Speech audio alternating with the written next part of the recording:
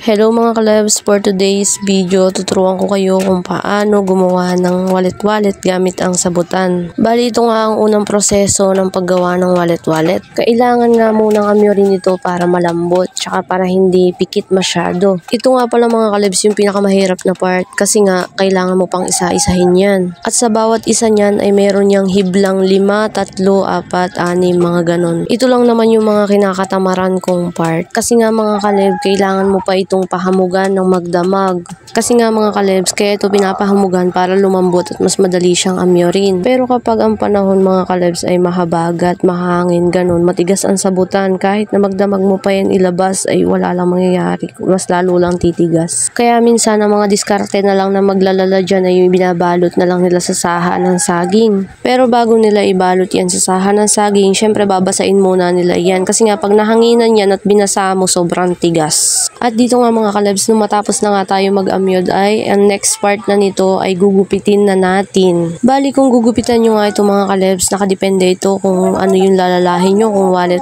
baso-baso, pamaypay at iba pa. Bali hindi nga lang pala mga kalebs maliliit ang pwedeng ilala dyan sa sabutan na yan. Dahil makakapaglalaka pa dyan ng banig, placemat, sombrero at iba pa. Bali ito na nga mga kalebs, inumpisa na natin putol-putulin. Una nga tinatanggal muna natin dyan yung ulo para nga maghiwalay-hiwalay. Kasi nga mga kalebs kapag lalalahin mo na ito ay bawat hibla na ang kuha dyan. Isa-isa mo na nga pala yan lalalahin. Bali 3 color nga pala mga kalebs itong lalalahin natin. The more na mas maraming kulay, the more na mas magandang tignan. Bali sa bawat kulay nga pala niyan ay tagdadalwa lang ang putol niyan kasi nga wallet ang lalalahin natin. Pero kung baso-baso nga yan mga kalebs, mga 3 putol yan.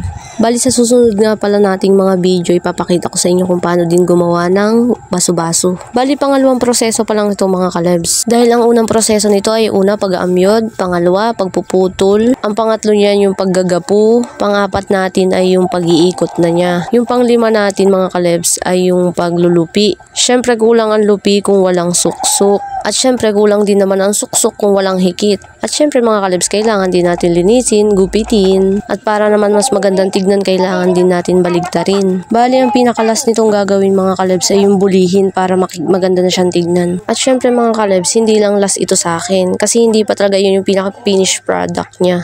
Kasi mga kalebs, kapag ito dineliver, dun sa mismong deliveran, sila na mismo magsisiper, sila na mismo mag-aayos. Bali nga mga kalebs, kami lang ang tagagawa. So ayun nga mga kalebs, ito nga pala ang pangunahing pinagkakakitaan ko ngayon. Bali ang kinikita ko nga pala dito mga kalebs 1 week ay 500 or 600 ganun. Depende nga pala yun mga kalebs sa sipag ko. Kasi nga mga kalebs minsan talaga tinatamad na ako maglala, ganun, nakakapagod ba, ganun. At dito na nga mga kalebs, matapos nga tayo magputol, ngayon umpisa na natin kung paano siya gawin. Bali dun nga pala mga kalebs sa mga baguhan pa lang na makakakita nito, paulit-ulit kong inaamyod kung magtataka kayo, ganyan talaga po para mas malambot siyang lalahin.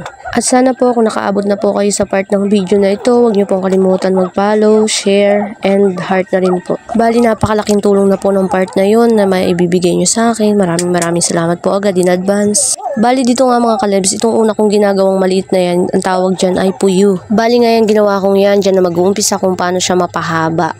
Papas forward ko na nga pala mga kalebs kasi nga masyado itong mahaba. Baka manawa na kayo manood. Pero kung gusto niyo mga kalebs matuto maglala ng ganito, tuturuan ko kayo ng step by step na walang cut. Mag-comment ka lang dyan sa baba para kung sino man yung gustong matuto ay go. At ito mga kalebs, inuuna nga natin pala ang color green kasi dito tayo komportable.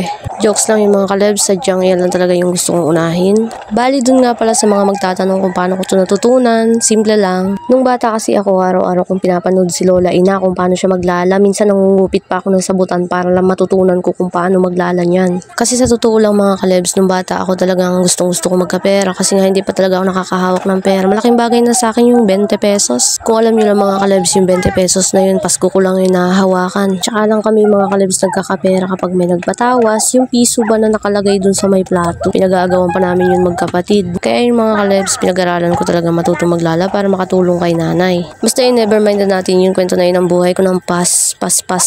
At dito nga mga kalebs, ito na nga sa ibang kulay na tayo. Bali naabot nga ako dito mga kalebs ng ilang minuto bago matapos sa isang piraso. piraso. Makwento ko nga din pala mga kalebs, may bilang nga pala ito. Bali ang bilang nga pala nito ay 15, pero depende yun mga kalebs kung gaano kakapal yung sabutan o kagaspang or kapino, ganun ba. Kasi nga mga kaleb, iba-iba din kasi ang hibla nito. May magaspang at may pino. Kaso lang mga kalebs, pangit pag partnerin ng isang magaspang sa pino. Kasi nga tabingi na ang kalalabasan nun. At dito nga mga kalebs, patapos na nga tayo dito sa dalawang kulay na to. Kulay pink na tayo. At yan nga mga kalebs, makakwento ko nga din pala sa inyo, hindi lang pala wallet-wallet yung kaya kong lalahin. Kaya ko din pala maglala ng baso-baso, pamaypay. Yun lang mga kalebs, 3 lang yung kaya kong lalahin. At dito na nga mga kalebs, inuumpisa na nga natin maglala nitong color pink.